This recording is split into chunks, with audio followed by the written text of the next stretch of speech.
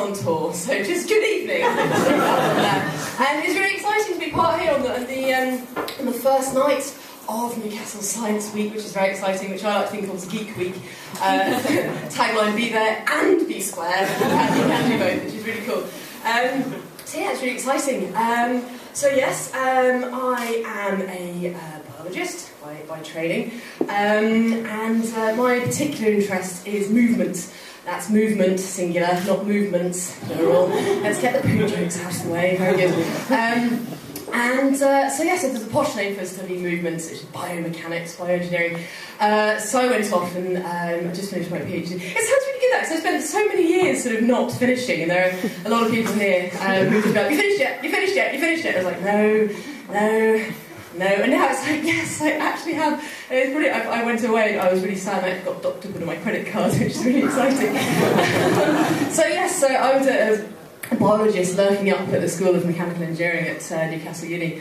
And in 4.5 years, they never found out I was a biologist, just skulking around the school. And it's just like pretending to be an engineer, a pretengineer, and so just lurking around. And they're just like, don't shoot me, I'm a biologist.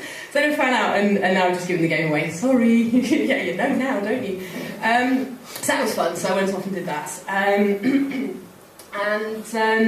Yes, so my particular interest is stretchy things, boingy things, elastic things, rubber things. Essentially anything that's kind of boingy, and particularly their limits. So essentially when they stop going and when they start going off that way. Sorry. So it's sort of man-made things like the things that you use every day, like sort of rubber gloves or the springs in your car suspension, or for some reason the bungee jumping course just sprung into my mind. I don't go bungee jumping every day. I think you might be a bit mad if you do that. But all these things like get really rigorously tested, so you've got a pretty good idea of when they're going to fail, because let's face it, there are certain elastic and rubber things that you really don't want failing at the inopportune moments. It's not a good look. Well, like I said, I'm a biologist, and there's no way of really testing these things out. There's no way of kind of saying, right, okay, well, this is going to fail now, and it'd be really quite useful to know. For sort of biological boingy things, so essentially tendons, when are they going to fail? When are things going to go pop? It's a technical term. So when are these things going to happen? So what I want to go and find out is if we can sort of find out when these things are going to fail. So you want to get yourself a subject that's got nice long, boingy, stretchy tendons, and preferably something that wraps around a joint. So, no, not that kind of joint. Preferably ones that you can sort of see what's happening with the tendons. So, nice boingy, stretchy tendon, allow the joint to move a lot. Something that's a much stiffer tendon wouldn't allow so much movement. So, preferably to have a subject, nice, long, stretchy tendons, joints that they wrap around, and sort of not a huge amount of muscle. So, everything that's happening in the joint is more what's happening from the tendon rather than muscle. So I went off and I went off and scoured the animal kingdom looking for my perfect subject. And it just so happened to be that the perfect animal was a horse, which is really convenient for this posh, blonde, horsey girl from Berkshire. I was like, how convenient is that? Brilliant. So I thought, okay, well, let's have a look at what happens throughout the horse's life, what happens to the stiffness of the tendons. So I went off and I typed in horse tendon stiffness into Google Scholar. First year, tick! Brilliant. That was great. And I came up and I found that brilliant, the stiffness does change throughout the horse's life.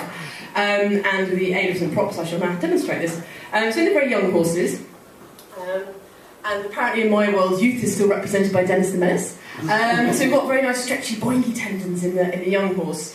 And as the horse gets older, these stiffen up. And so by the time the horse is about 6 or 7 years old,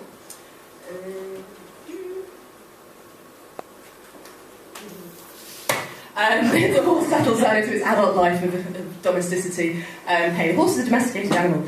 The tendons stiffen up, so they become a lot sort of more rigid, and they give a lot less. Yes, so just like an elastic band that you keep stretching and recoiling and stretching and recoiling, as the horse moves towards old age, sort of 15, 16, 17 years old, something on those lines. Yes, we then have very stretchy boingy tendons, so just like we have demonstrated here. Yes, my granny's going to kill me when she finds out I'll be going through her knicker drawer. Again. Sorry. So yeah, so I'm going to put this down now. So what I want to find out is, does that change in tendon stiffness actually change the way the horses move, which is, after all, the point of everything. So I went off and I begged, borrowed and stole about, rustled, I guess, maybe, about 60 horses of assorted ages, and spent about 2.5 years chasing them around fields, which is more or less literally the case in the younger, whizzier horses, who were just like, what can we do now? And spent most of their time going, bit for freedom, off to the far horizon. I was kind of just left there going, okay, size of data set, N-1. Good. So then I thought I should probably bring in a bit of a safety aspect as well. And so I thought, I better put some sort of good footing down for them. So I thought, okay, let's get some rubber matting. So I went off and I typed in rubber matting into Google and got some really strange results, which is when I realised I left the second T out of matting. Yeah, bad times. Google search history, delete. Oops. So that was good.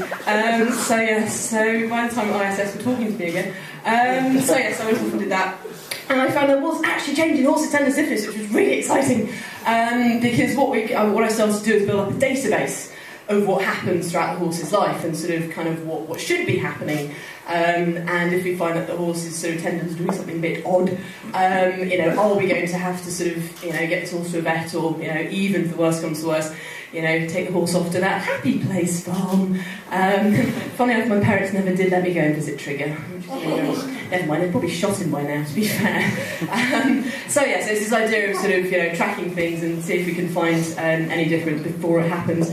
And trying to pick up on tendon injury early, which would be nice.